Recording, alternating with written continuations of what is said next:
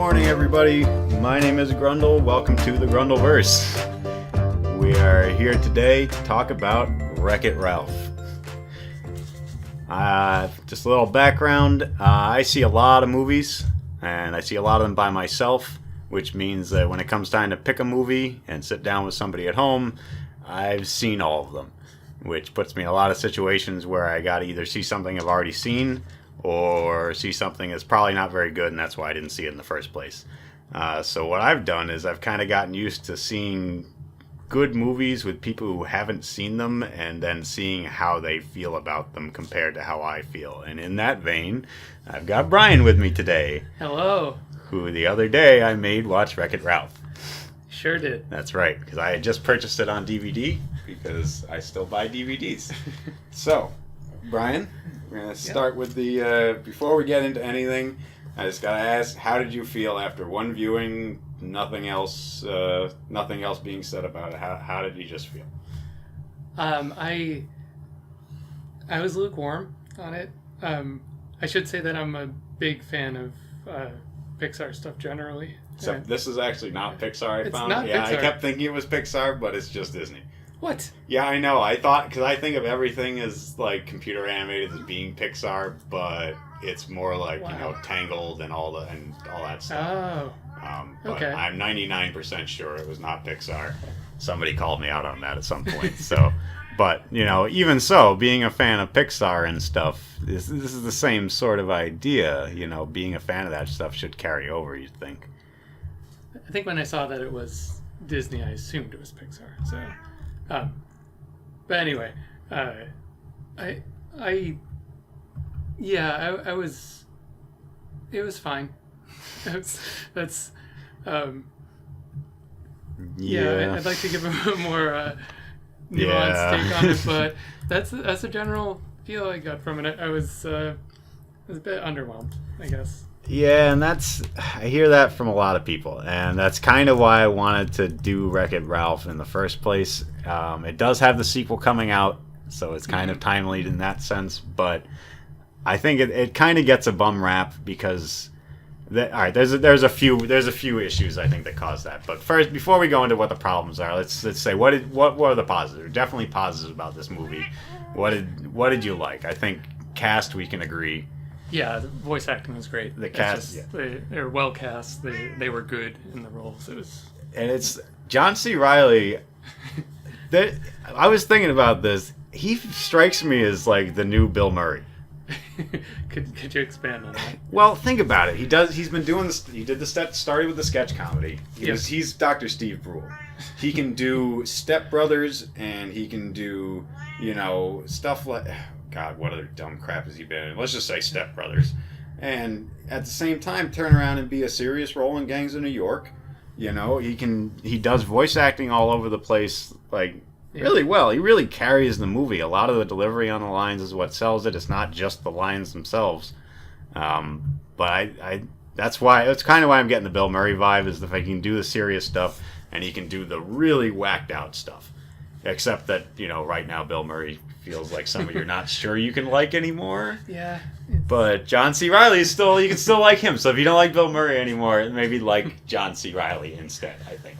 I think he's definitely filling that niche, and he was great in this. He brought a lot of range to that character, and I really appreciated his work on it. I was pleasantly surprised. And then there was Sarah Silverman. I am not a fan of Sarah Silverman. I understand the appeal, but I am not a fan of Sarah Silverman. But she was good. She was an incorrigible moppet. I mean, I didn't hate the character, which you definitely could have. The character she was born to voice. Yes. And the thing is, if you hated Vanellope by the end of the movie, the movie would not work. Mm-hmm. Spoilers. I guess I should have said spoilers at the start. This movie is I don't know how many years old. Everybody's seen it. It's 5 years old. Spoilers. Yeah, at the end, when Vanellope is facing death at the end, if you want her to die, then then the whole movie just falls apart there. So like, I'm happy that Sarah Silverman wasn't a disaster. I was really worried I was going to hate her by the end, but I liked Penelope. I liked her in it. For the rest of the cast, like, all the side stuff, even, I was digging. I mean, the obvious Jack McBrayer as Felix was, again, it's another role you're born to play. Yeah. They just put Jack McBrayer as a character in the thing and gave him a different name. But Jane Lynch is like, I feel worse about the loss of Sergeant Calhoun in the Disney, like, Princess Panorama more than anything else as far as this movie not being popular. Yeah. Because, man, talk about a strong female character. She is, I love that. Large Sergeant Calhoun the whole way through. She gets some amazing lines. It is just Jane Lynch. But, man. Yeah, and I think that was true of a lot of the voice actors in this. They were basically just playing themselves, but they were so well cast in those roles that they could do that, and it worked for the story, because they cast them for a reason. Yeah. So it worked out. Yeah, it was. But the thing is, once you get past those first four, like, I thought that was what I was going to see going the whole way down. I was sure if I looked at IMDb, it was just going to be like, okay, yeah, all right, Mindy Kaling playing herself. And she does. She plays Taffeta. Yeah. Mm-hmm. So she's one of the racers, and she definitely plays herself. But King Candy, Alan Tudyk. Yeah.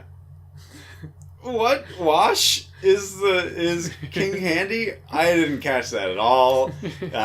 He was amazing. I mean, you thought that was just like a seasoned voice actor. Like, I didn't even think that was anybody. I thought that was just somebody who does these voice acting things, and they're really good at it. It was him. I like him. He's in a lot of stuff and is really good these days. He gets overlooked a lot, but man, he has been in some stuff. I feel like I should click this button and find out what he's been in. But I was surprised by him when I found out it was him.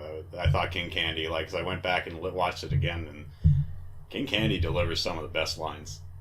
He has a lot of lines that are kind of delivered as an aside that you pass by when you're first watching it, and then you wouldn't hit a guy with glasses. Yeah, that is one of the best lines. That King Candy he's about to get hit by Ralph, and he sticks on some glasses, and he's like, "You wouldn't hit a guy with glasses, would you?" And Ralph pulls off the glasses and bops him in the head with them. And he's like, "Oh, you hit a guy with glasses. Well played." And it's just one of the best delivered lines in the movie. So, I mean, like I said, I was surprised to find out it was him, but man, he did a good job. Yeah. Ed O'Neill played the arcade owner. Really? Yeah. And it wasn't a lot of lines, it was just funny. I saw that was him. President Palmer from 24, he was the general hologram at the end of the rail shooter, the Hero's Duty. I recognized the voice, and I had to look it up, and I'm like, well, if it's not Captain Sisko, yeah, it's President Palmer. But the thing that I really was surprised by is, like, some of the people, like Sour Bill was the one I went and looked up. So I'm like, I really love Sour Bill. I thought he had some of the best lines in the movie, but I couldn't place the voice. Turns out I couldn't place the voice because it was one of the writers. Oh, wow. And he was a writer for Zootopia, and it happened, I guess a lot of the writers, it looks like, and a lot of the other people from Zootopia bounced over to this movie too, or vice versa, I guess. Yeah, this one came first. But he did, what else? He was a voice, Clyde, the ghost, the Pac-Man ghost in the Circle, he was just another writer. The Surge Protector, who actually got a decent number of lines. Yeah. That was just some guy. Wow. Yeah, like you go down the list and there's a lot of that. It's like they just filled out the roster with whoever happened to be hanging around. And that was kind of, and they were good roles. The Surge Protector, Clyde, and especially Sour Bill were all really good in what they were doing. So, I mean, I guess it wasn't just casting all the right people. Good writing, good line delivery. I wonder if they wrote those lines for themselves. Like they developed the character of Sour Bill. Yeah, probably. I hadn't thought about that, but yeah, I wonder if the writers are just giving themselves the right roles for themselves. Like he just had Sour Bill sitting around for a while and was waiting for a movie to put him in. Yeah. So, alright, so that's pretty much the cast. So overall, cast really good. I really think that's probably going to be the end of, like, where we're going to agree on what's good about this movie. I wish I could throw in a lot more positives, but I do feel positively about a lot of stuff, but I think that a lot of the things I feel positively about will come out more when we talk about the negatives. I don't think I can give you anything that you're going to agree on. Right, at least not right off the bat. So I guess we should kind of go into the negatives a little bit. Okay. And I think I want to start with what I think is the big negative that hurt the movie before you even walked into it, and that's the hype. Mm. And I don't just mean like the build up to the movie itself. I mean what the movie is thought to be, which is Toy Story for video games. Yes. Which meant that a lot of people went in seeing Sonic and Kano in the trailers and expected to be an hour and a half of that. Like they thought this was going to be Ready Player One, which it's not. In fact, it basically kind of stops being a video game thing as soon as he enters the Sugar Rush world, and it starts just being candy references from there. Yes. Yeah, so I can assume that was an issue for you. It was. Like how much was it bothering you? Was it is it something that was bothering you end to end, or is it just something that afterwards you're like, wow, where was it? I mean, so that's, I guess, two things that bothered me. Was one, the licensing issues, then just getting Sonic and Kano and like the villain from Sonic, I think. Yeah, Dr. Robotnik. I mean, because that's the thing. That opening scene with them in the bad guy support group, that was, if you're ever going to say a scene was shot for the trailer, that scene was shot for the trailer. And it was, I guess I would have wanted them to go either fully into the licensing or not do it at all and just have like the off-brand version of like certain archetypes and to have just the two, they stuck out like quite a bit, and then everything else seemed a bit lesser because they were there to make it like a movie about Sonic or something, or you wanted it to be because he was there. And I would have been fine with like a badger who collects gems or something, like, and you would get that it was a reference to Sonic, but you wouldn't have the baggage that comes with Sonic, I guess, too. Yeah, because you basically get that, because Wreck-It Ralph is Donkey Kong and Fix It Felix is Mario, which is funny because Mario gets referenced but never makes an appearance, so Mario's always late. Yeah.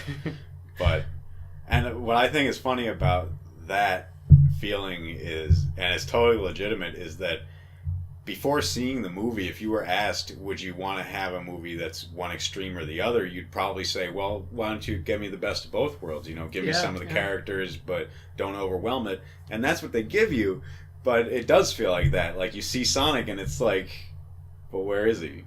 Okay, there's Dr. Eggman, but he never speaks. Yeah. But my pushback to that is, I don't think it could work in any other way. I think that you're right that it could work if you went to the full extreme of not putting in any fan service at all. Like, you put in the Badger instead of Sonic. But if you can have those things in there, I understand wanting to put them in, and it is fan service, and it is something for someone who's enjoying the movie to say, oh look, there's M. Bison, that makes it even better. But the problem is, if you're going into the movie expecting a lot of that, which is what they advertised, then you're going to start out from a point of being disappointed, because very quick you're going to realize it's not that. But if you didn't go into it thinking that, I think you could enjoy the movie for what it is, because it can't go hard in the other direction. If Sonic was a main character, it was a Sonic movie. Yeah. If anybody, if Wreck-It Ralph had been Donkey Kong, it would have been a Donkey Kong movie, not a Wreck-It Ralph movie. And then you're limited by what you can do with the character.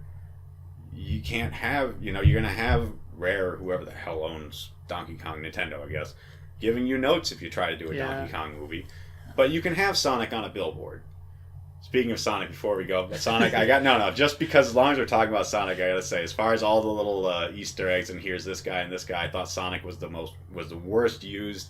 He's just an info dump. Like, it's not just that they didn't use Sonic, it's that when they use him, so he's just a billboard there, and he tells you, don't forget, if you die outside your game, then you don't regenerate. And it's one of the worst delivered lines in the movie. It's just like, you really literally feel like you're walking past a billboard that's telling you something you need to know about the plot. It's like, oh, we couldn't find some interesting way to convey this, so here's Sonic on a billboard. You'll give it a pass because it's Sonic telling you instead of just a billboard talking. Oh my god, that's how you use Sonic. That stuck out to me too. It's like, but Kano was a throwaway, but it was an awesome throwaway. Kano ripped a heart out, and he was being himself. I know he was doing what Kano would do. and I couldn't like as soon as he ripped it out of the zombie, I'm like, I can't believe they found a way to have Kano rip a heart out in a Disney movie and have it feel fine. The zombie's grinning away in the background. It's like, yeah, see, it's like what's on the inside. So they can do it. They just misused the Sonic one, but it is kind of jarring that it feels like there's that cutoff, because you have the beginning where it starts with that, and it is a lot of that, and then there's nothing. As soon as the actual story starts with Ralph, that's the end of your references. Like, you got Q*bert kicking around, but that's like, I can't think of anything past that point that was actually a reference outside of like straight up Mario Kart references that you get in the Sugar Rush world.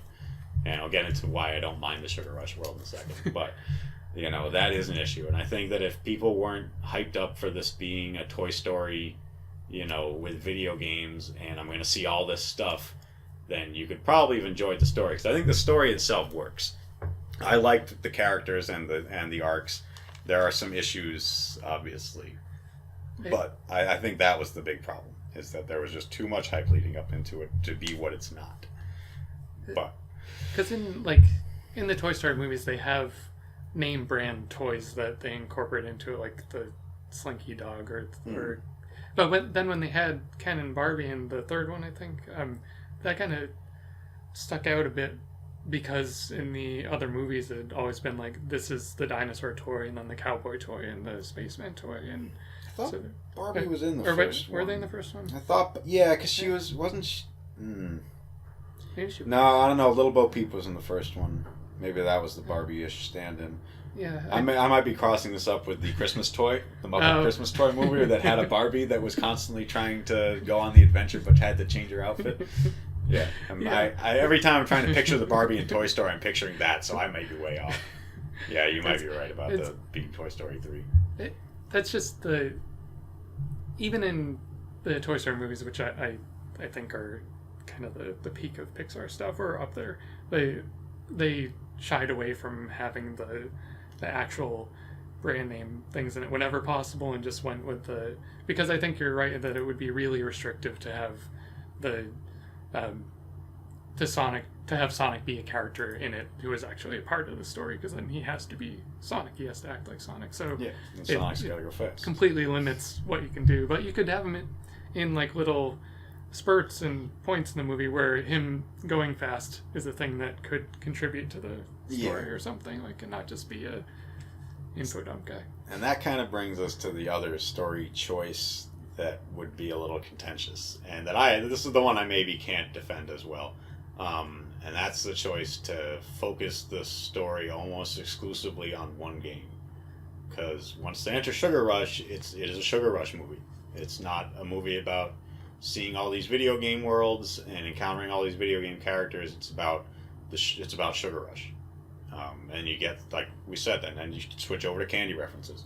Everything is Release the Devil Dogs and Nesquik Sand, and the candy cane trees with double stripes that break. And that's all cool. And I tell you, I was cracking up even watching it for a fifth time, sitting there cracking up at the friggin' at all the candy jokes. But doesn't feel like a video game movie very much at that point. Whereas if they'd chosen to have it be more of like a game hopping movie, where Ralph was bouncing from game to game trying to win a medal or something like that, then it would have been that fan service movie that I think everybody wanted it to be. But I don't know. What do you? No, that was the big thing that I didn't like so much, because I think that what I was hoping for was a more standard, I guess, moving through all these different video game worlds, and then at the end you learn why it's important to do this thing, and that's true in all these different video game worlds, and then something from each of those worlds gets incorporated into the resolution at the end, so that you see how or why those things are important in those worlds and how they tie into the larger, like, whatever message they were trying to get across. But I think so to have the movie just take place in the Sugar Rush world, it made it a Sugar Rush movie, and I thought there was just a lot of potential there to have these, because they have the rich world with the shooter in the beginning, and then the hero's duty world, that one, which was, I thought, really cool, and then the gimmicks and like jokes in the Sugar Rush world would have worked a lot better if we had just gotten like a glimpse into that world, and then they kind of like packed those things in. But because it dominated the movie so much, it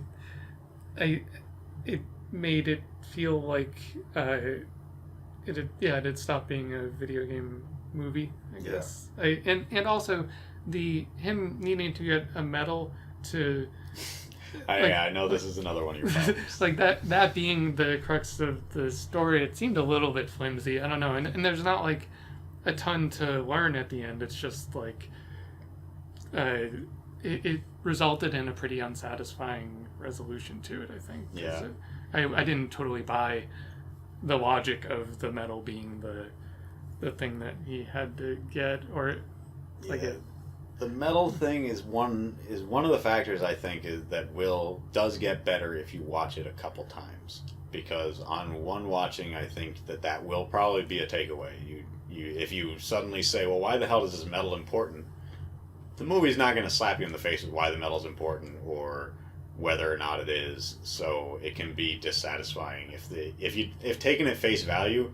The medal thing especially does not work. Like if you just take it as a plot device. Because why does he need the medal? It doesn't really. I mean, it really is just what stemmed out of an argument. It was just like a stupid bet with a random character that isn't really that important. But when you watch it again and you keep that in mind, you notice that like the trajectory from him having that argument is very short. Like every reaction after that is impulsive. This isn't like some plan where he had devised it over weeks and decided, yes, this medal is the thing. Like he has that fight, leaves, immediately goes to the bar, and is told there might be a medal in the lost and found, goes so far as to think maybe I can just find one in the trash, then just bumps into the guy from Hero's Duty, is told there's this medal that all he's got to do is climb a building. He brushes off the bug thing because he doesn't have any idea. All he hears is, well, I climb a building. Well, I can climb a damn building. So, like, him going to get the medal initially isn't even like, well, this is my big life's journey. It's just, well, it's easy. So then once he has the medal, then it just becomes, well, I've got it, and this girl took it away from me. Like, he's not doing anything crazy to get the medal up until the point where he's, like, actually actively helping her race. Mm-hmm. Like, to that point, he's just chasing after it. Like, so it's not like the medal is necessarily... I hate to use the word MacGuffin, like some big MacGuffin. Like, that's the thing. Like, once the medal is tossed into the pot, yeah, he's trying to get her to get it back from him, but nobody else is talking about the medal. He even goes back to the penthouse and gets the penthouse later on. He gets the medal. They go out of their way to show you that the medal is on its surface not important. And I think that was the point of putting the medal in, was to have him learn the lesson that this thing that he thought he wanted isn't really what he wants. And yeah, it does wind up tying into the whole theme of the movie with, accepting yourself for who you are and your place in things. Which, I don't know about a message that just tells you to accept your place in things, but, that's a whole separate debate. But I think the medal itself is just like a device to get him to that point. But it is played up big. It does get played up largely in the plot, so... like, without some distance and some time to watch it again and think about it, I can see how it can be kind of frustrating. Yeah, I guess I wanted it to be something that was... I think if they had gone to other game worlds and, like, more of them, and it was a thing that was common to those, or there was like a tangible thing with some kind like of because that's the thing, getting the medal doesn't give him some tangible reward. It's just some half-assed bet with Eugene over living in the penthouse. Yeah, so I think that if that had been like a common thread through all the different game worlds, then it would have been something that would have gotten more satisfaction from seeing a resolution to. But because Vanellope doesn't even know what a medal is. No. And that I'm just gonna take one quick aside that I did think was a little stupid. Like you live in a world that's entirely based around competitive racing, and I get that it's cup based because it's kart racing, but you have no concept of a medal. What? Like, it's not even like she's like, we don't use medals here. She doesn't even know what it is. It's like, well, it looks like a gold coin to me. I mean, I guess you could chalk that up to Vanellope never leaving her game world, but still, that felt a little weird that no one even acknowledges what a medal is. But I don't know. I guess you could chalk it up to game worlds each having their own little mechanics, and a medal is important in the Fix-It Felix world. Kind of. I could have done with some more interactions between characters from different game worlds, like outside of their worlds or at all. Yeah. And like I think the soldier lady, she would have benefited from there being more video game characters seen and heard from in the movie, I think, because then she becomes I don't know, she's the soldier character more. Yeah, she kind of becomes the caricature. The Master Chief caricature instead of her own character. Yeah, which I think would have kind of the point. I mean, she's supposed to be the Master Chief caricature, but everybody gets to be their own character, and I mean, give her credit though. She had the most tragic backstory. That was graphic. Yeah. Oh God. Yes. Her husband eaten at their wedding. That's fine. That's what she gets for not checking the perimeter that day. Yeah. I mean. But I mean, she does gets growth throughout, and her interactions with Felix are really good. What she gets to do is really good. You do want her to do more. Yeah. I probably could have done without her like hitting him in the face. I know that was a gag. All right, that scene specifically. All right, let's talk about that scene. I know it was like a funny gag and stuff. All right, but... just in case anybody doesn't remember it. So Fix-It Felix and Calhoun fall into the nest quicksand, and they can't jump their way out, but there's Laffy Taffy vines above them. So when she hits him, they laugh and they descend. So she punches him and keeps hitting them until they come down, but the punches are really graphic. like the Felix gets a big black eye and like busted teeth, and the gag works because he's got his fix-it hammer and he just keeps smashing himself in the face with the hammer to fix it. And the gag works. You gotta accept the gag works because we're adults. Yeah. But that was really graphic. If you're a kid, that's felt a little over the top. Like, I liked the Laffy Taffy snakes. Or vines. But that was a place where they could have had like Calhoun tell a joke that didn't work earlier in the movie or something, or like Fix-It Felix do the same and just have it like kill there, and then the Laffy Taffy descends or something. It worked. Rather than just descending into basic physical comedy. Yeah, like it could have been an opportunity to like show some growth in her character because she becomes like a little bit softer, and then that would make it more believable that like her and Fix-It Felix. Yeah, like see her solve a problem with laughter rather than just punching him and maybe in the face. That'd be a good message for the kids watching it. Like this, maybe you could just joke about it, and then. But I do appreciate that it worked as a gag, and it was funny, and it was like a good. Really funny use of his like ability to that's fix the things. thing that I don't want to take away from it is that like you didn't get a lot of moments of Fix-It Felix getting to use his Fix-It power. Like he fixes the escape pod. Yes. But it's not, you don't see it. He doesn't even get to walk up to it and ding it with a hammer. She just says, "Can you fix it?" And he says, "Can do." One of the many Bob the Builder references throughout. I get that he's Fix-It Felix and it's obviously a Bob the Builder play. But Bob the Builder's not a video game character, so why are there so many, like, "Can you fix this?" "Can do." I don't know. I mean, they were funny, but come on now. But, alright, so what else? Outside of that, I think we gotta at least touch on the fact that a lot of the mechanics probably don't work if you pull them apart. Like, alright, simple one, the economy of the race for Sugar Rush. You can only enter if you use a coin from previously winning a race. So, but if you didn't win a race, then you can't Yeah. participate in the thing to potentially be able to win a race. So, I don't know that it works. I mean, but it's just one of those many things in this. Like what if the surge protector gets unplugged? Does everybody just die because they live in the surge protector? If there's a power outage, does that it? Does Fix It Felix and Wreck-It Ralph not remember who they are anymore? They're now just reset. A lot of that stuff doesn't work. But what I think is funny about it is it's the same people that do Zootopia, and I think the same answer is used as it is in Zootopia, which is you just don't bring it up. Like, in Zootopia, there was always the question of, well, what are the carnivores eating? Are the fish real people? Do the fish think? Because the polar bears are eating fish. And you know how they answer it? By not bringing up the question. And that's how Wreck-It Ralph seems to address it. There's a lot of these problems that are mechanically unsound if you think about it, but they just don't address it. Well, they do address it with Sonic. He tells us how it works. If you die outside your game, and then you die. It's fine. And that was...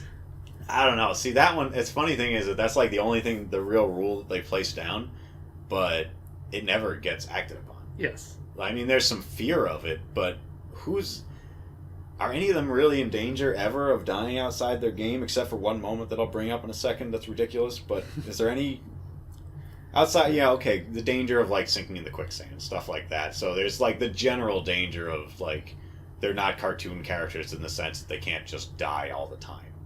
I get that, but there's never like a moment where somebody's like, "Oh crap, I can't die because I'm outside my game. This is a really tense situation." The only person who's in that situation is Vanellope at the end, and she's inside her game. And that's a thing that I think would have benefited from them showing an example of what would happen or what, like, in the beginning. And that would have been dark, but like Coco does that, where they show the absolute darkness of what happens when your memory fades away and whatnot. But I think doing it that way rather than having Sonic kind of spell it out might have been a more artful way to go about it. And I'm proud to bring this up for a second time. In the Christmas toy, Jim Henson's Christmas toy. Yes. There's the rule of if you get seen out of place, then you're frozen. Yes. Forever frozen. And the movie starts like pretty early. Bink the clown gets spotted, and was it Dink Boink? I don't know. The clown gets spotted and is frozen, and they drag his frozen body over to a pile of other frozen toys. So like the stakes are put right on the table, and you can believe them. I really expected in Wreck-It Ralph at some point some minor side character, even if it was just like Q*bert's snake buddy, to have something happen to them. And just to drive home that this could happen. But the stakes are like spelled out and then never paid off. So I thought that was a little weird that one rule. Except, do you remember when Fix-It Felix shows up to Hero's Duty? As soon as he walks through, Calhoun and all the Marines turn around and open fire on him. Yes. And he like dinks around all over the place and then lands behind him. And he's like, phew! I'm like... They all were just about to kill him. This wasn't, and it was serious. If he died, this isn't like Wreck-It dropping a ceiling on him in the apartment, and he pops back up, and he's like, "I'm fine." He was gonna die if any one of them shot him. Yeah, and it's just like, "Oh, not a problem." And like 5 minutes earlier, they had told us that if you die outside your game, and they drive that point home a couple other times, and yet the one time that somebody's gonna die outside their game, he just like, "Nope, not a problem. It's fine." Why did you shoot at me? Not a big deal. I have a message for you. Oh, God. And also, he might be immortal because he can just fix anything that happens to him. But he's got to be alive. He's got to swing that hammer. Dies outside this game, he can't swing that hammer. That's true. So he did, because he just popped back to life in his own game when he got the ceiling dropped on him. I did like that scene, though. I did like when Ralph accidentally killed him at the party. Yes, yeah. That was another good moment. The movie is full of good moments. That's the thing. Is like, no matter what the overall feel of it might be disappointing, but the movie is filled with the good individual moments. That made me think of one of my minor issues with the movie. Is I think that its rules as far as how characters can move and look are not uniform for each of the games. Like in the Lego movies, like there's a way that Lego characters have to move and how they can look, and I think if they had done that a little bit more with the characters in this, they did a little bit with the like townspeople in the Wreck-It Ralph game. Like they moved. Yeah, weird, they bopped around like needles. Yes, which if the aesthetic had been a little bit more tight or thought about, I guess, for each of the individual types of characters, then I think it would have made it feel more like a video game movie, rather than like Disney animated CG movie that's about video games, if that makes sense. Like I thought that would have given a lot more depth to each of the characters, to have them look and move in a way that definitely belonged to whatever game they were from. And like logistically that might have been impossible, but I mean, you're right, because when you think about it, like in the hub world and all that stuff, anytime you see the characters interacting with each other, they're all in the straight up, regular CGI. This is how they look. But then they do a pullback and they show them from the arcade perspective, like when they're leaving the bad guys anonymous meeting from Pac-Man's, and they all like Final Fantasy sprite their way across the map, and he stops and grabs the cherry and runs out. Like that's cool, but that's one of the only moments you get to see that. Yeah. Because the Sugar Rush world isn't, pixelated at all. Sugar Rush is just, and maybe it is. It's hard to tell because when, like I said, when the characters are interacting with each other, you're seeing them from their own point of view, so they don't look 8-bit to each other. Mm-hmm. But at the same time, you get stuff like the Fix It Felix dance, where he's clearly doing the 8-bit movements, and when Gene answers the door, he does the hop, hop, hop up the stairs. Yeah. So, like, it's inconsistent. Yeah, I think a little more consistency would have been made it feel just more uniform, and that each of the characters was their own distinct thing. Yeah. And it would make me feel like I was in that video game world a little bit more, I think. And it actually even makes a couple of the gags not land. When Fix It Felix first encounters Sergeant Calhoun, she pins him to the ground with a gun to his face, and he looks up at her and he's like, "Look at that." He like comments on her face being very high definition. Yes. Yeah. But he looks the same as she does. I mean, if you're going to have him look 8-bit and her look high def, then that joke works. Yes. But if you're going to have them both look the same, then you got to cut that joke. It doesn't work anymore. He looks high def too, people. Why where's the gag? And if you're aiming this at 5-year-olds, they're not going to get that joke either. I guess that's the whole actually, that brings up, you know what? Let's segue into that question. Right. Who the hell is this movie for?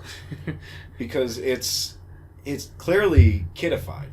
Yeah. Not in a bad way. I don't even want to use that as like a derogatory term, but it's soft. It's like it's got the very big moral themes. It's got the Vanellope accepting who she is kind of theme, and God, we got to get into Vanellope eventually. But at the same time, it's a lot of the gags wouldn't land to a kid. Yeah. The references absolutely do not land. Even the concept of an arcade. Yeah, yeah. I mean, you and I we're in our 30s, and we're barely on the cusp of an arcade really meaning anything to us. When I was growing up, they existed, but I wasn't walking down to one. It wasn't like a neighborhood hangout. I grew up on a farm. I grew up on a farm, so I probably am a bad reference. You grew up in a city. Was an arcade like a big reference point for you? We would definitely go there when we had our report cards, because then we got free tokens. Yeah. But it's not somewhere that I would hang out. Yeah. But it's definitely a part of my life, I guess. But I can't imagine being a kid now and seeing that, and they're certainly not going to an arcade. Because arcades now are embarrassing, and I don't even blame the arcades, because how do you compete? You can't put Halo in an arcade, and say, here, pay 25 cents to $1 per play, when you can just play it at home for free. So the arcades are naturally nowadays going to be, big stuff. It has to be something you're sitting in, or something you're thwacking on, or something you're getting tickets from. Yeah. So, but kids today don't, maybe there's a Pac-Man machine in the corner, but, and I'll give the arcade credit that if you watch the evolution of the arcade in the movie, it does turn into what arcades are now. Yeah. And there would be a Pac-Man machine and a Donkey Kong machine if they owned one just in the corner. But there's a Dance Dance machine, there's Hero's Duty with the big guns, and the racing game. And that's what you would see in an arcade. So I guess it is true. I just don't see it as like a touchstone for kids anymore. So if they're not feeling anything from the arcade nostalgia, then like I said, who is this for? Who are we pulling on the nostalgia strings? The people who were excited to see this movie were people our age, I think. Yeah, or, like people who people who were excited by Kano and Bison in the trailer, and that's. But I mean, but if it's for us, then I don't know, because like I guess it gave us our jokes and it kidified it for kids, so I guess it's for everyone. But I feel like in doing that, it kind of watered it down in all the directions. Because they pretended like it was going to be a nostalgia stick for us, but instead of beating us with a nostalgia stick, they just waved it in front of us and then threw it away 10 minutes into the movie. If they were going to do that, they would have to use like the mechanics from games that were really familiar and incorporate those more into the story. I couldn't believe there wasn't like a Minecraft. Yeah. I mean, this was what, 2012? Yeah, I mean, maybe it's is it a little early for Minecraft, or is that right about when you start seeing Minecraft? But it didn't use any of the other things. I guess it's not an arcade machine. What am I saying? Yeah. I mean, I guess that's kind of their limitations. If they're going to actually base this on an arcade, then they're extremely limited on what machines can and can't be in there. If they're going to be serious about it. I don't know why they have to be. But. I mean, we can hope for an R-rated Wreck-It Ralph 2. Well, I mean, I guess to that point, Wreck-It Ralph 2 is based on the internet. Oh. It's Ralph breaks the internet. So yeah, but that movie scares the hell out of me. Like, I can't see the trailer for it and not think emoji movie. Mm. Like, it's really hard to not. Ugh. It's the same because it's the same setting. Yeah. I mean, I would have to hope that they're gonna put out a better movie, but ultimately it's the same setting. They're just inside this digital emoji-looking world. So, but maybe that'll answer some of the questions of like, let's see them game hopping. Yeah. In which case they use this movie to set that up. But that wasn't the point of this movie, so let's not give them a pass on that. They weren't doing this with the intent of doing game hopping in the next one. No, but it's a really good question of who this movie is for. I guess they were banking on the nostalgia of the parents of kids. Yeah. Making them excited enough to like. And I guess that's the formula. Yeah. I mean, that's what they do. Yeah. They, you put out a movie that's going to make that the kids will go see, but the parents won't hate sitting through. Mm-hmm. And that's fine. I mean, I don't have kids, but if I had kids, that would certainly be what I would want. A movie that I wouldn't want to have to take them to go see Trolls.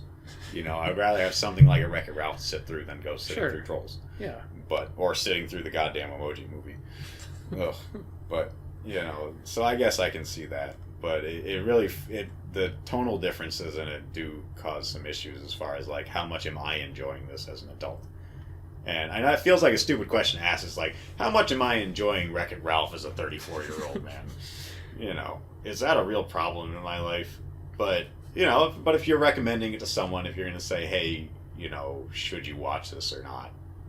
If I'm recommending it to another, 30-something guy like me, I don't know if I can say for sure they'll like it, because chances are they're going to go into it expecting, the Sonic movie that it isn't. But I still enjoyed it. So, we've run a good ways here, so let's actually get into why I think it's a good movie on its own. Yeah, I'm excited. Because that's the thing. Once you get past the hype and what you expected it to be, the actual journey, I think it has a lot of heart. I think there's a lot in here. That almost might be one of my criticisms, is there's almost too much stuff in here. Like, I felt like from scene to scene I was forgetting what was going on.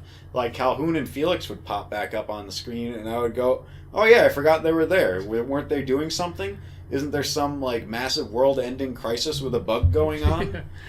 And then it's like, cut back to them building a race car track.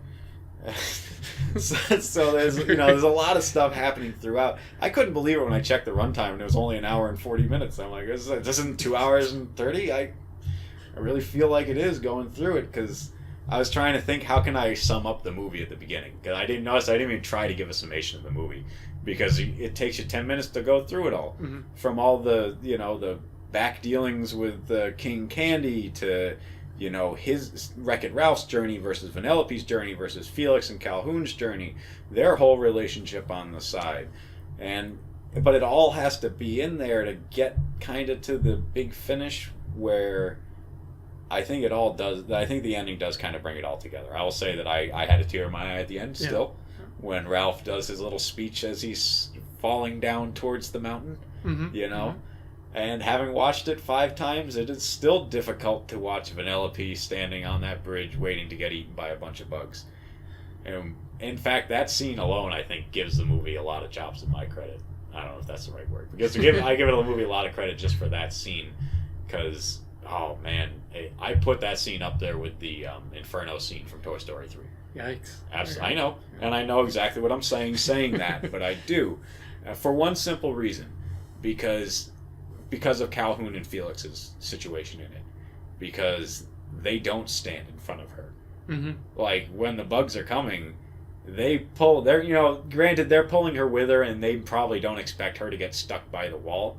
But she gets trapped by the wall, and they don't go in to save her. Yeah.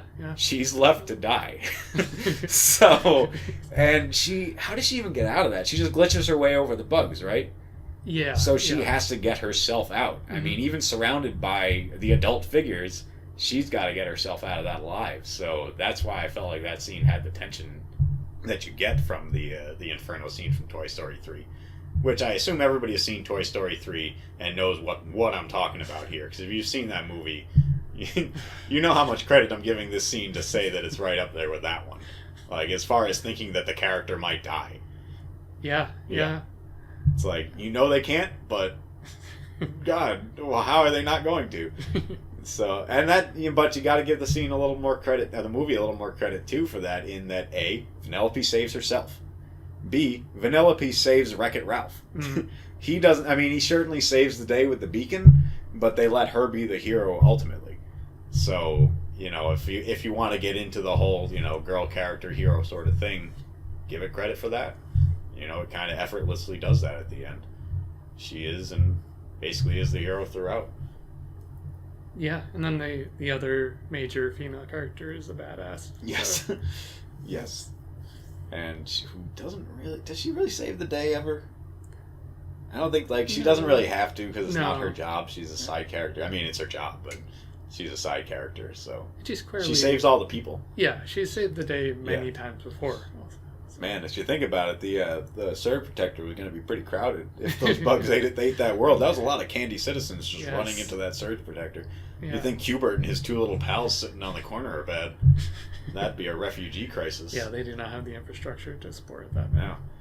But in general, I think that the movie did earn that payoff. And that's the thing. If it was just that the ending was, hit you in the feels and made you feel stressed, that'd be one thing. But with a few rewatches, the movie, it earns it throughout, because the relationship between Ralph and Vanellope is, I think, done really well. Just the back and forth between the two actors, I think, is a big part of what makes it good. Just their back and forth when they're on the tree. Yes, yeah. Are you a hobo? No, I'm not a hobo. There's a lot of good one-liners in there between them. But apart from that, just their interaction, everything, and they go through a lot. It's not just something you're asked to accept that they're best of pals right from the beginning, or they're working together right from the beginning, because he has that whole side thing after she takes the medal and runs off, where she gets to start the race. There's the whole question of whether or not she's going to get to race.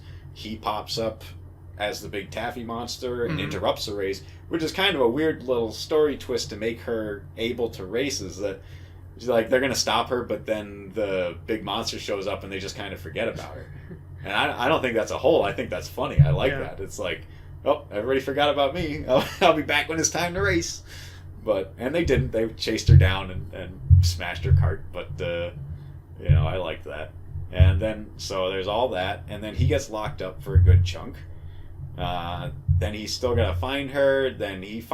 and he saves her. He chases off the kids when they're smashing the thing. There's another kind of tearjerker scene. Like, if you've ever been in a situation like that, it's something that a lot of kids can identify with. She's getting bullied, and it was pretty legitimate bullying. Yeah. Like, the kids didn't go over the top, which made it all the more painful to watch. Yeah, that was a realistic. Yeah, it was that one hurt a bit. Because they didn't just like attack it with bats and you see like a flurry of them and then that's it. They are jerks about it the whole time. Yeah. And making fun of her disability while they do it. Yep. So like, if anything was gonna believably make Ralph tip over the edge here, I think they really hit it with that one. Like, they pull off that bullying scene in just right to make you say, okay, Ralph and Vanellope are buddies now. Screw these kids. And then they're off on their adventure. And I thought, the building the cart scene was fun. You want to talk about, like, game stuff? That was the thing, is, like, you feel like there's no game stuff because you're expecting the references.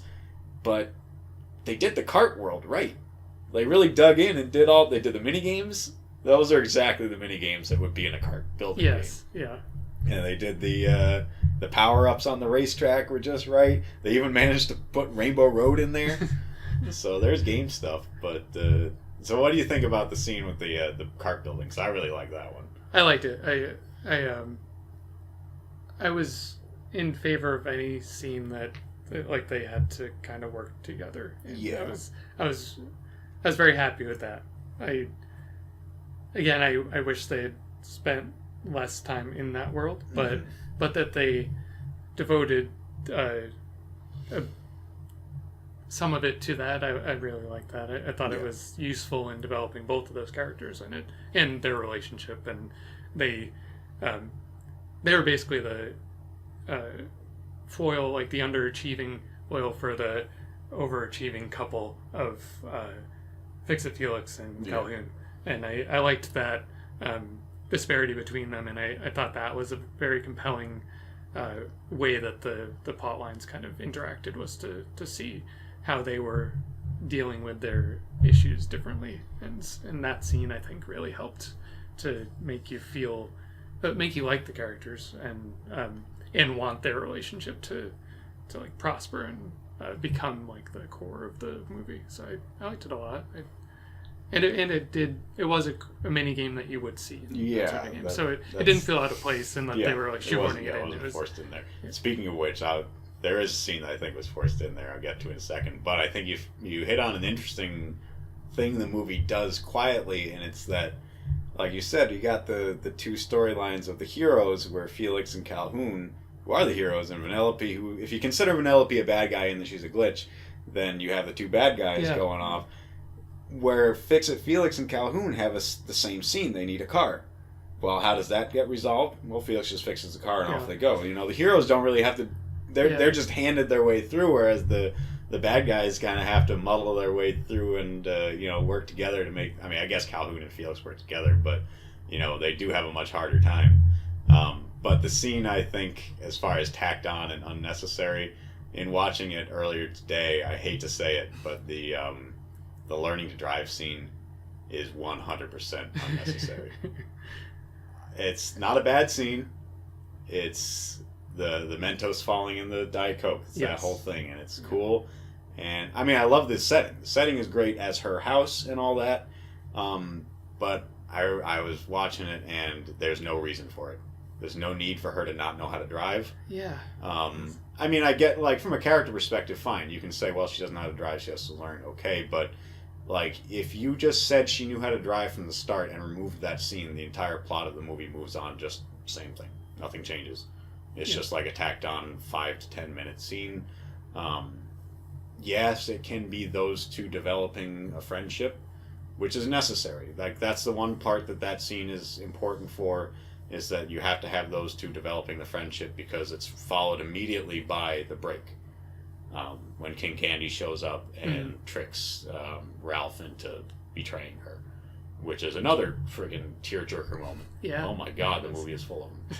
But the racing scene, where she's learning to race, really had no purpose. And actually, even if you wanted to say that it was them like developing more of a friendship, it's still fairly unnecessary because that scene follows up the building a car scene, which can fill that point.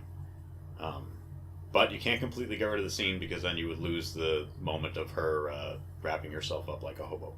True, yeah. Mm-hmm. I like to wrap myself up in the candy wrappers like a little homeless lady, which is like another minor tearjerker moment. But man, if you're already in that headset, God, that is sad. Like Ralph is sad at that moment, but man, it's when you realize that it's like she is just left alone. She's living in trash in a glitch in the middle of the world. She's a tragic character. Yeah. Yeah. I think that's another reason why I would have liked to have seen them kind of go on a journey through other worlds, because she's basically without a home, or at least like not accepted in her home, and to have them kind of team up and their relationship grow through their travels through these other places, and then ultimately find find home within themselves or something like that. Could have been an interesting way to go, but she has a really sad story. She does. It's they don't really hold back on that, which I appreciated, and they're giving I don't know who this movie is made for, but they knew that kids were going to see it, and they were giving the kids a lot of credit, to be able to absorb that sadness and not coddle them, and because it's pretty dark stuff that they're dealing in, and I don't think that they fully lay out the stakes in a way that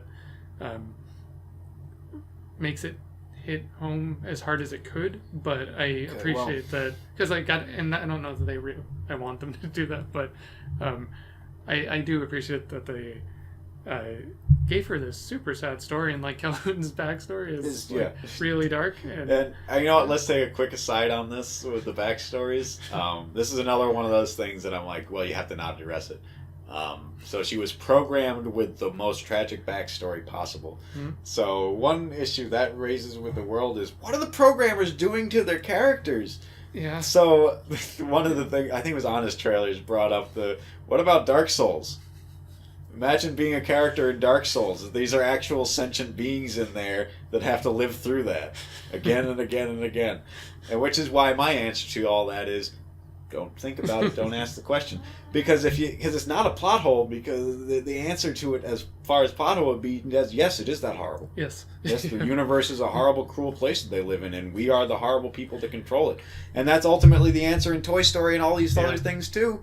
Any one of these things where they give sentience to inanimate objects, humans are evil. Yeah. So I don't consider that anywhere near a plot hole. It's just the typical human. Even Sausage Party, same thing. Humans are evil because inanimate objects are real. Toy Story, humans are evil because inanimate objects are real. Because Sid. Yep. Because for every Andy that's out there, there's a Sid. So it's just that. So yes, that's the answer. Pete, the tragic backstory was programmed in due to unfeeling human gods of these video game characters. So that's your answer to that question. I'm fine with that. Yeah. I don't need that to be answered in a satisfying way. There's a lot of things, just don't answer them. Just don't answer them. They're just video game characters that are sentient. It's not a happy life. They try to find their own happiness. And actually, all right, but going back to the point, one thing you brought up that I thought was interesting is the whole, the life or death stakes, the bug thing is not really necessary either. No. It's interesting. Again, all the stuff I say is not necessary. It doesn't mean that it wasn't good, it didn't pay off, that it wasn't exciting. It just means, for the overall message, for the story they were trying to put out, you didn't need the bugs invading the thing. Because the climax could just be her race with King Candy. And then she crosses the finish line, the world resets, and Turbo is gotten rid of. Because there's that whole moment on the car where she's, grappling with him with his stick. And, he glitches out and turns into Turbo. That could have been the action climax. And then she wins the race movie over. But they threw in the whole bug thing to have the stakes bumped up higher so that Ralph could save the day to some extent, I guess. I don't know. It just feels like more stuff you had to shove in there. Honestly, I didn't even remember the resolution to the bug storyline until we talked about it just now. So I think that sort of speaks to how like unnecessary it was, because I was content with the Vanellope like storyline. I thought there was enough at stake there for me to, as far as Ralph's development as a character and whatnot. Like I don't know. It seemed a little invented. Like I guess ultimately, if I'm gonna just sit here and say, the movie has a lot of problems, that would be the big problem. Is that there's a whole separate storyline that's unnecessary, and it really does kind of feel, the more I think about it, that the bug storyline is just shoehorned in there to have some bang zoom pow. Like you gotta have some action in there, so you put the racing action's not enough. If you're gonna have Calhoun as a character, then like she needs. But without the bug, she's not necessary. Yeah, that's what I'm saying. Is like the whole Felix Calhoun storyline itself is unnecessary. Yeah, it's more or less just to have some video game stuff in there. So it's more of that original point. It's like gotta lean one way or the other. Is it going to be video game, or is it going to be this other kind of story? And it's like they were just shoehorning Calhoun and Felix in there to just put some video game mechanics. Oh, we got to have shooting. We got to have bugs. We can't have a Fix-It Felix game if we're not going to have Fix-It Felix kicking around. But I think there are ways to have those characters present, but just incorporate them into the main storyline. Like they have skills that could be useful in situations. So just like develop a singular storyline that takes advantage of those abilities in some way. Actually, maybe it's just the bugs themselves. It's not maybe it's not Calhoun and Felix that's superfluous. Maybe it's the bugs. Because if you think about it, they're chasing. Technically, Calhoun herself is chasing down the bugs, but those two are chasing down Ralph. Like the same exact journey arc would exist if they were just looking for Ralph. The only difference, because the bugs themselves don't pop up until the absolute end of the movie. Mm-hmm. Like they're underground and unimportant until you see little snippets of them to let you know they're there, but they don't encounter them until the end of the race. So they don't have an impact on the story itself. They don't have an impact on Calhoun and Felix. Hell, Felix leaves Calhoun halfway through their little journey and winds off in the cell, which is another great scene. I do love when he tried to smash his way through he used his hammer to try to break the bars. Why does everything I touch get fixed? There are a lot of good one-liners. Yep. Just so many. And the movie is worth watching, I think, just for the one-liners. Whether you like the overall anything, it's worth it. It has a lot of laugh-out-loud moments. Yes, yeah. So, I guess a big takeaway would be just that. I recommend it on the basis of moments. I think it is that the bugs were just pretty unnecessary, because they could have recruited Calhoun like for some other purpose or something, or dragged her into the story in a way that wasn't the bugs from her game, because they have that area where they can all meet up and like they got the presumably talk about their problems or whatever, and it would have been interesting. And I thought that was I liked that a lot, that they get together and like. I like tappers. I was just mad that like that whole scene you don't see anybody else.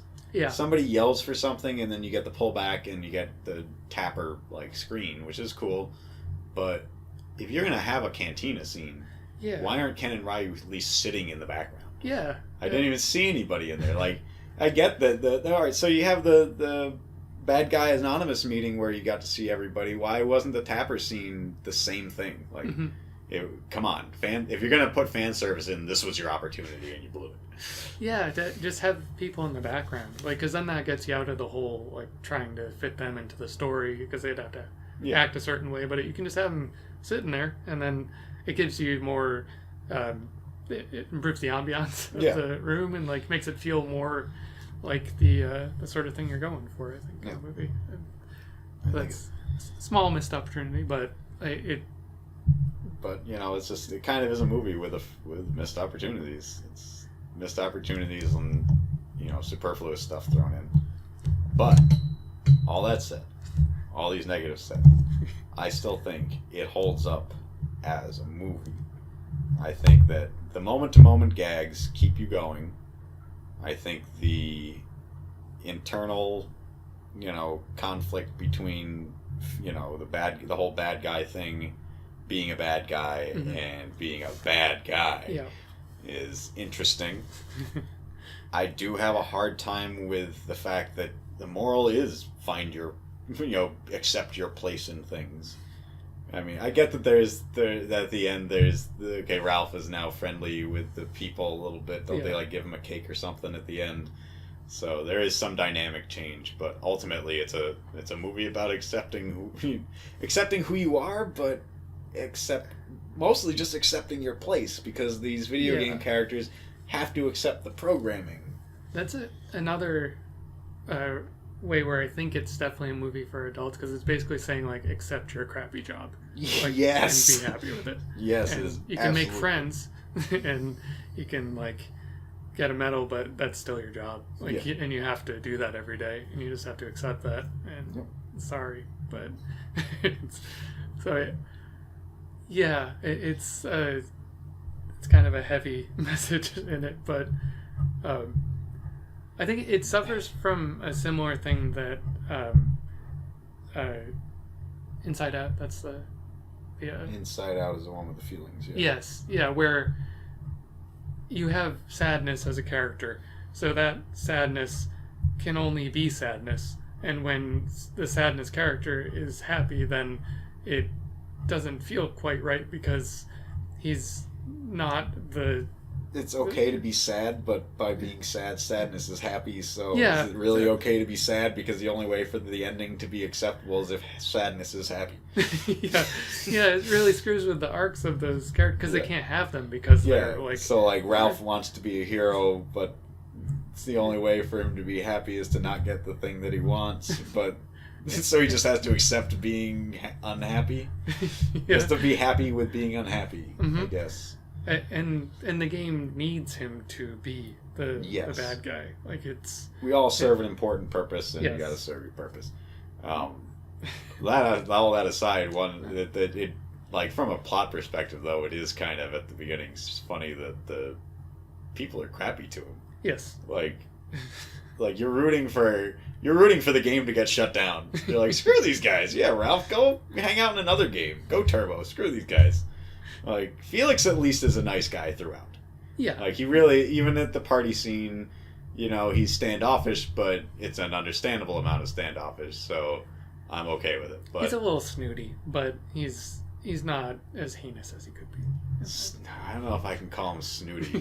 He's just such a... Well, he's a Jack McBrayer. He's such a cornball that it's like, at what point is... If you're legitimately that way, if you're not putting on airs, if you are a cornball, then it's not being snooty. If you're just being... Like, he didn't invite Ralph in right away. No. He didn't invite him to the party, but it could have been a surprise party thrown by the others. Yes. But he didn't think to invite Ralph, so he gets marks against him on that. But that's the thing, is you can't really be behind any of them. Like, he's a good guy, but they were dicks. Mm-hmm. They were all dicks. So, like, that middle part of the movie does have that issue where you're wondering, why am I rooting for him to go back? Screw these guys. And even if he got the medal, and he does go back and he has the medal, and they're crappy to him. Yeah. None of them learned their lesson. They're not like, oh crap, we drove Ralph away and now our game is no good. Why didn't we realize that Ralph was important to us? There's no realization of that. Like, I don't care what the ending of the movie with them giving him a little pat on the back. That was not enough of a payoff. No. I think if the message is that you should be happy in your role and accept it, then you need the other characters to be like, we appreciate you in this role, and like, thank you for being you and for doing this so that we can have our game. And they did do that, but it was as a slapped on thing at the end. Like, I hate it when movies do that, where they think that, okay, it's resolved by putting on a scene where they're all friends with them. The Vanellope storyline ends the exact same way. All of the little buddy guys that have been crappy to her, all the other racers, are just, oh, she's our friend now. It's the Rudolph the Red-Nosed Reindeer issue. It's the, oh, well, now you've done something that made us like you, so I guess you're our friend now. And it's like, no, you've been crappy to me for years. Why? We're not turning this around right now just because you suddenly realized that you needed me. But that's how they both resolve. That's how Ralph and Vanellope's storylines resolve. True. And that is unsatisfying. I'll admit that was very unsatisfying. However, I did like her threat to execute them. I appreciated that she got that dig in there. Yes. Yeah. And I thought it was weird, but kind of interesting, cool that the when the game reset, all of those racers still remembered being crappy to her. Yeah, I was surprised by that. I loved it. I liked it. I was convinced that they were gonna just snap out of it. They're like, oh. Yeah, I like that they went that way.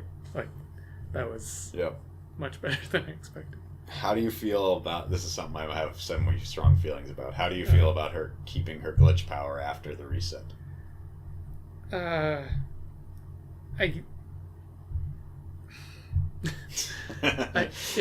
So they made it such a core part of who she was that I'm tempted to say that I'm fine with it, but I think after the game resets, then there'd be no reason, because the reason she was glitching is because she was out of place and like cordoned off cast out. Well, that's the big question. And that was something I went off and watched some video today that kind of broke some of it down. All right. Well, no, the video didn't help that much. It just raised some more questions. But that is a question. She was separated out. Was she actually a glitch? That's the question. Was she a glitch, or did King Candy just say she was a glitch? Because she wasn't able. I get that she wasn't able to leave, but she was also separated out. Her little node thing was pulled aside, and that would make sense. And if she was a glitch, then like you said, that should have reset when the thing reset, but it didn't, which means that once she was attached into the thing, she was still able to have those issues. So maybe that's just a power Vanellope has. Because the big question I always had that I think I've finally been willing to just accept the stupid answer to is, okay, so now there's just a racer in the game that can just teleport in front of other cars. Mm-hmm. I mean, it's still a video game. You still got to think of it in some respects as a video game. So what, now one racer just has a straight up advantage in that they can teleport around the field? And that had bothered me for a long time until I sat down and I'm like, maybe she just does. Maybe that is true. Why do I think that's so weird? Maybe the other racers have powers. Candle had the flames that came out of the back of his car. Yeah. There are pickups. Maybe that's the trick, is that Vanellope is not a glitch. Her teleporting is not a glitch. That's just her power. And the glitch part was just that she couldn't leave because she had her thing removed. So I mean, I guess it all comes down to how much do you trust what King Candy had to say. And since he lied many times, maybe she's not really a glitch. Yeah. I don't know. It's kind of weird. Because, like, Turbo is kind of a glitch, isn't he? But he was game hopping. I mean, yeah, he didn't seem to have any issue with it. No. So, because he caused the glitches in the other racer game. Yes. Remember, that's why that's why he got the two shut down, was he game jumped, and then his whole thing ends with him crashing into one of the other cars and the game going to a kill screen. Yeah. So I would say that would be glitch. So if glitches can't leave games, then how could he leave the game? So maybe the answer is that she's not actually a glitch. Anyway, that's a whole existential extra thing that I don't want to. That's a whole other video. So, but yeah, that was always a problem I had that kind of got answered with that. Is that maybe she did keep her powers because they were her powers, and maybe that's pretty normal in this game. We don't play Sugar Rush. I wouldn't know. I also was kind of bothered by the fact there was only like 15 racers in the qualifier, and there are 9 slots.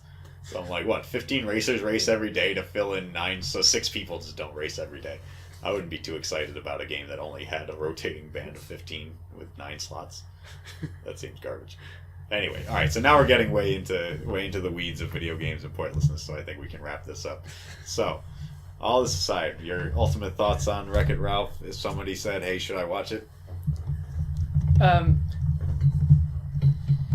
Yeah, I'll start with and then I would say, yeah, definitely watch it. I wouldn't want to say like temper your expectations or anything, but I think if you like animated movies, that if you're a fan of I don't know, Toy Story is like a bad comp because it like sets it up to the expectations pretty high. Yeah. But I don't know. I didn't dislike it.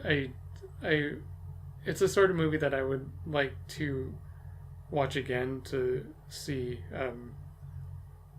if some of what I took away from it the first viewing was just an issue with not seeing it more than once. But so I would say yes with an asterisk. But after talking through it, I'm more excited to see it again, because when I first watched it, I was sort of unimpressed, but for the reasons that we've discussed. Yeah. But it's certainly not a like high up on my list of animated films, but it has room for growth, I think, and it could move up. So I don't know. I think I'm at like a C plus at this point if we're gonna grade it. I'm right around there. Like, see, I would put it higher. I don't, after watching it many times, and by many times I mean like 4 or 5 times total, I would say I have some more appreciation for it than when I first watched it. Like I said, it hit me right in the feels at the end. Well, multiple times throughout it, even knowing what's going to happen. So I give it credit on that. But I do think, temper your expectations is maybe not right, but it's close. Don't expect this to be Ready Player One. Mm-hmm. I mean, I think that's... Yeah. I mean, we're coming... I know Ready Player One hasn't come out yet for when we're recording this, but... for everything that movie is being advertised as, that's what Ralph was advertised as. And I think it hurt the movie just because people wanted it to be that. And it's not that. But I think what it is decent. Holding it up against the Pixar movies, that's a high bar to put it up against. And I'm really afraid that the sequel is going to ruin it. It looks so much like the Emoji Movie. But, we'll see. We'll see. This is not the Pixar people. They do not have, a great track record of everything being awesome. So let's hope for the best. But ultimately, I thought Wreck-It Ralph itself was a good movie. Mm-hmm. I think it works for adults, works for kids. If you are aware of video games, like if you play a lot of kart racers and stuff, especially, it'll stick with you. Even Candy Crush and stuff. We say, well, it's not a lot of video game stuff, but we don't play Candy Crush. Maybe people play candy-based games will love all of this. Yeah, it really resonates. Yeah, it'll really hit hard with those people. But, otherwise, I thought it worked pretty well as a movie. It has some issues, but I also think it gets a bad rap on a lot of the things that it gets crapped on for. Well, one last small point that's just completely out of left field that you reminded me of is in comparing it to Toy Story. Movie Bob, I saw, made a maybe better comparison. He said it's not like Toy Story. It's actually closer to Nightmare Before Christmas. Okay, yeah. And when you think of it that way, yeah, kind of. It's not supposed to be like a video game movie. It's just about a guy leaving his mm-hmm. world and causing havoc in other worlds and having to accept to be the position that he is in. Accept who he is. Yeah. So I could see that because it definitely doesn't. The storyline doesn't go along the same way as Toy Story. No. Like the comparison ends at it being, what's anthropomorphized, playthings. Yeah. But I thought that was a kind of interesting comparison. It's not as good as Nightmare Before Christmas. It's not putting it to that bar too would be wrong. But overall, I liked it. Brian didn't love it so much, but I'm still glad I made you watch it. Are you glad I made you watch it? Yes. I'm glad that I finally saw it, and I'll probably watch it again just to get a richer appreciation for it. So there you go. There's the final verdict. Being forced to watch it was not a bad thing. So, all right, that's all I got. You any closing thoughts, Brian? No. All right, well, that's about it. So thank you for sitting here with me and talking about a 5-year-old movie for an hour.